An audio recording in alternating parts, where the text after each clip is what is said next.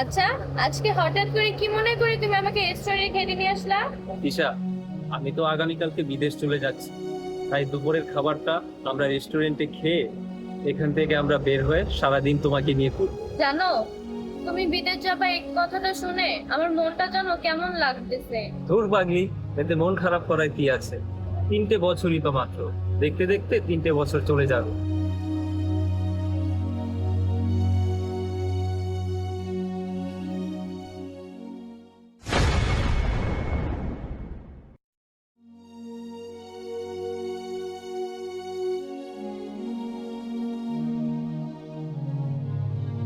আম্মা, আসসালামু আলাইকুম। ওয়ালাইকুম আসসালাম। নামি বাবাজি কেমন আছো? আর তুমি হঠাৎ কিছু না বলেই চলে আসলা? আম্মা, আপনাদেরকে সারপ্রাইজ দেওয়ার জন্য এভাবে কিছু না জানিয়ে চলে আসছি। তুমি আসছো, আমি বলেও বোঝাতে পারছি না যে আমি কতটা খুশি হয়েছি। আরে তুই কি জামাইকে নিয়ে এখানেই কথা বলবি নাকি? জামাইকে নিয়ে রুমে যা। চলো ভিতরে চলো, ফ্রেশ হয়ে নাও। চলো।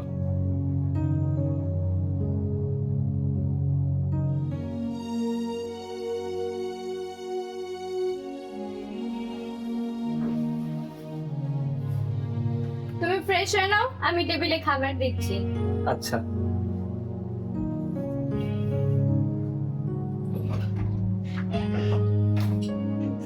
আজকের রান্নাটা খুব মজা হয়েছে।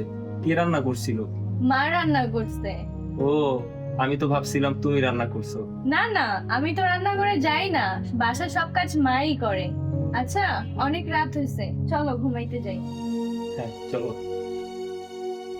আচ্ছা, এত বড় লাগেজে কি কি নিয়ে আসছো? সব কি আমার জন্য নিয়ে আসছো?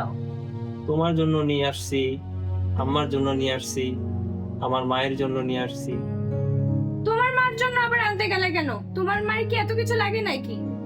এটা তুমি কেমন কথা বলছো? আমি আমার মায়ের জন্য কিছু নিয়ে আসবো না, এটা কি হয়? না, তুমি তোমার মাকে কিছুই দিতে পারবে না। সে গ্রামে পড়ে থাকে, আর তার আবার বিদেশি জিনিস কেন লাগবে?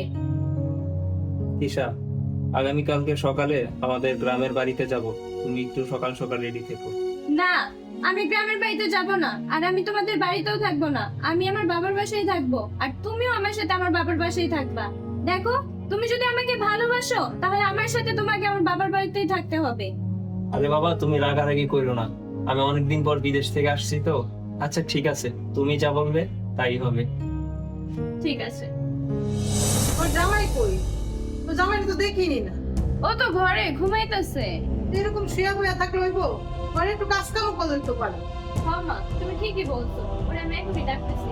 তামিম, তামিম, তামিম এখানে আসো।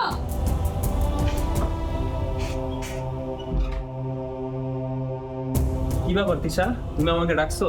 আমি ডাকি নাই, মা তোমাকে ডাকছে। আম্মা, আপনি আমাকে ডাকছেন? হ্যাঁ বাবাজি, তোমারে ডাকছিলাম। বিদেশ থেকে আসছো, এরকম শুয়া বয়া কয়দিন খাইবা? কাজ কাম করলেও তো পারো, নাহলে তো তোমার শরীরে জম ধরে যায়। আপনি এসব কি বলতেছেন আম্মা?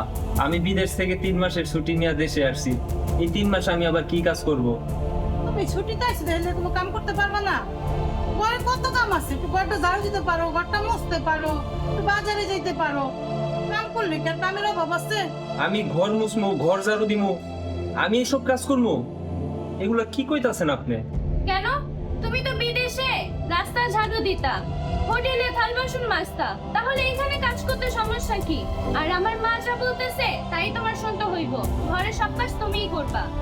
যাও বাবা, যাও কাজ করো গা। মা, এখন ঠিক হয়েছে না? একদম ঠিক আছে। এই না হইলে আমার মাইয়া। যাবে বাবাজি? কি আম্মা? কি জোয়ান মানুষ সারাদিন খালি শুয়ে থাকে, কাম কাজ করতে তো মোটেও মন চায় না।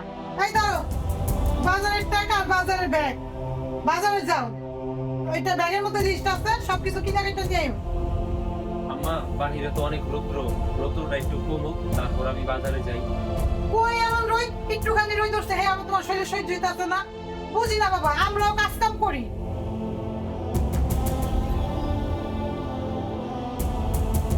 মানুষ শ্বশুর বাড়িতে কত আদর যত্ন পায়, আর আমার ভাগ্যটা এতই খারাপ, একটা কাজের লোকে যতটা দাম আছে আমার শ্বশুর বাড়িতে আমার অতটা দাম নয়।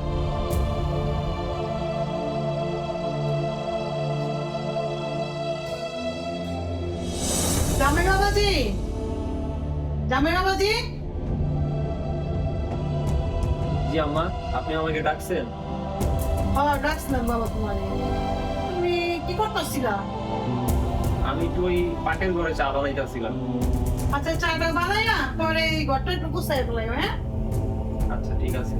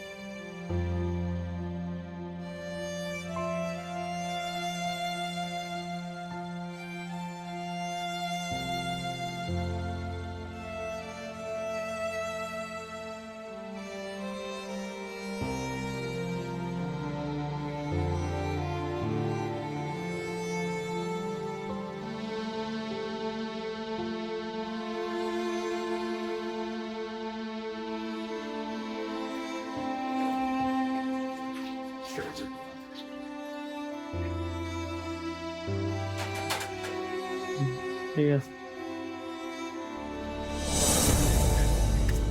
কিরে গর্দা ভাই, কিরে বন্ধু, তোর চোখে পানি কেন? কই, আমার চোখে কেন পানি থাকবো? না, আমার চোখে পানি নেই। কি হয়েছে বন্ধু, আমার এতে খুলে কত?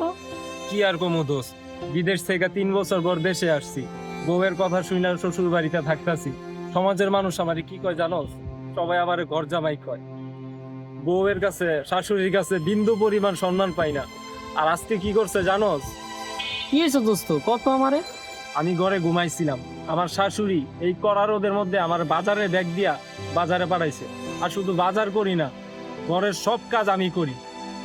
আচ্ছা বন্ধু, তুই বিদেশ থেকে আইসিস কয়দিন হয়েছে? 1 মাস হইব। 1 মাস। আচ্ছা তোর গ্রামে যে একটা বাড়ি আছে, তোর একটা মা আছে, তোর মায়ের কি একদিনকাল তুই ফোন দিয়ে জিজ্ঞেস, মা তুমি কেমন আছো? আরে বেটা, তুই তো তোর মায়েরই সম্মান করস না, তাহলে তোর বউ তোর শাশুড়ির কাছ থেকে কি সম্মান পাবি? তোর মা আমার কাছে প্রতিদিনই ফোন দেয়, ফোন দিয়া জিগায় তুই কেমন আছোস। তোর মায়ে কয় কি শুনোস, ও কি আর গ্রামের বাড়িতে একবার আসতে পারে না আমারে দেখতে? কি করবো ক, আমার বউ তো আমার কোনো কথাই শুনে না। তোর বউ তোর কথা শুনবো না কেন? তুই পুরুষ না? তুই টাকা ইনকাম করস না? শোন বন্ধু, এখন অনেক সময় আছে, মাথা উঁচু করে বাঁচতে শেখ, ঠিক আছে? তাহলে থাক, আজকে যাই। কি ব্যাপার? তুমি ছাদে যে আমার মার নামে বদনাম করো তোমার বন্ধুর সাথে? তোমার সাহস তো কম না? আমাদের বাসায় খাও, আমাদের বাসায় থাকো, আবার আমাদের নামেই বদনাম করো। বেঈমান! চুপ, একদম চুপ। অনেকক্ষণ বলছস, আরেকটা কথা বলবি না। আমি এই 3 বছর বিদেশে এত কষ্ট করে টাকা পয়সা কারে দিছি, তোরে দিছি। তুই তোর মা আমার এই কষ্টের টাকাগুলা খরচ করছস। আমার অসুস্থ মারে তুই 1টা টাকা দিতে দাস নাই। তুই কি বললি? আমি তোরটা খাই, তোরটা পরি, হ্যাঁ? আমি বেঈমান? আমি এই 1 মাস যাব তোর আর তোর মায়ের অত্যাচার সহ্য করছি, কিন্তু আর না, আমার আর সহ্য হইতাছে না। এই শোন, আমি তোর মতো মেয়ের সাথে আর সংসার করতাম না। আমি তোকে সময় মতো ডিভোর্স দিয়ে দিব। তুই থাক তোর মায়ের সাথে, আমি গেলাম। তামিম, তুমি যাও না, আমার ভুল হয়ে গেছে, তুমি আমাকে মাফ করে দাও। এখন থেকে তুমি আমাকে যা বলবে আমি তাই শুনবো। সত্যি তুই আমার সব কথা শুনবি? হ্যাঁ, আমি তোমার সব কথা শুনবো। তাহলে এখন থেকে আমার মায়ের সাথে তোকে গ্রামে থাকতে হবে, আমার মায়ের সেবা যত্ন করতে হবে। কি পারবি? ঠিক আছে, থাকবো। তাহলে চল, আর এক মুহূর্ত এই নরকে না। কি রে, তুই আমার হাত ধরে কইলা দিতেছো? খবরদার, আপনি একটা কথা বলবেন না। আপনার অনেক অন্যায় অত্যাচার আমি সহ্য করছি, কিন্তু আর না। আমি আমার বউরে নিয়ে যেখানে খুশি সেখানে যাবো। এই চল।